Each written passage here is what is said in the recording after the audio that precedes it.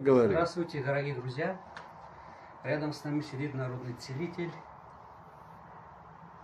Игорь, Игорь Иванов. Санкт-Петербурга. Мы познакомились в конференции 10 февраля.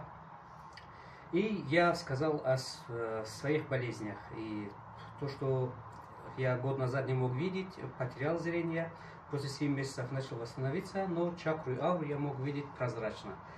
Вот Игорь обещал, что поможет мне и восстановим прежнюю версию. Благодарен ему сегодня, вот я у него взял один сеанс, и за один сеанс я получил очень хорошую энергию. И когда он ложит свои руки, идет вибрация, это чувствуется.